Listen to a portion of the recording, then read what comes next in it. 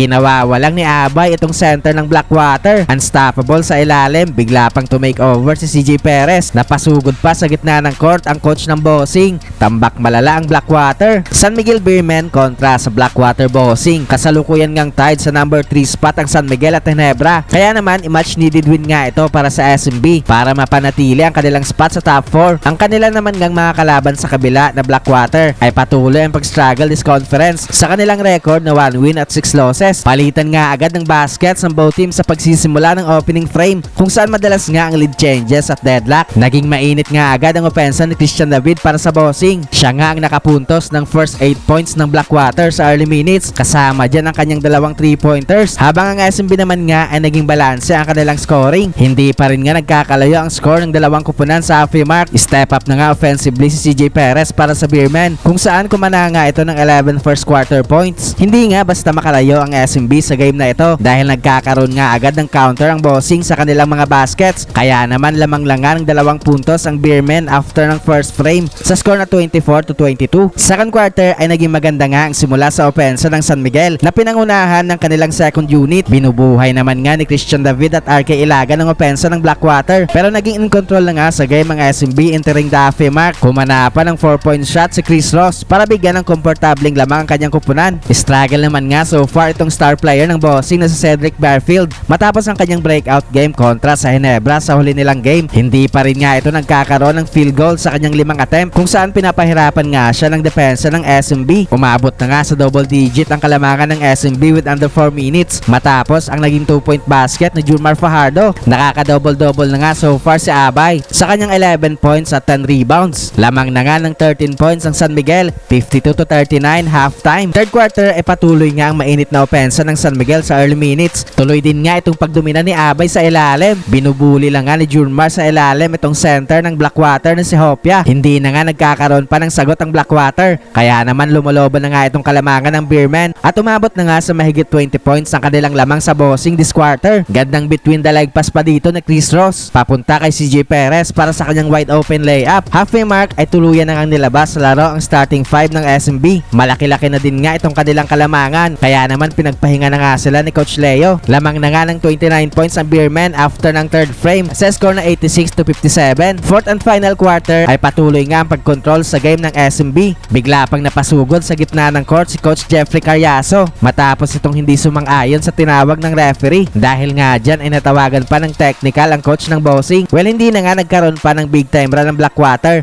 para makabalik sila sa game na ito, kaya sa huli nga ay panalo ang SMB sa pangunguna ni CJ Perez na kumana ng 20 points habang si Junmar Fajardo naman nga ay nakapagtala ng 17 points.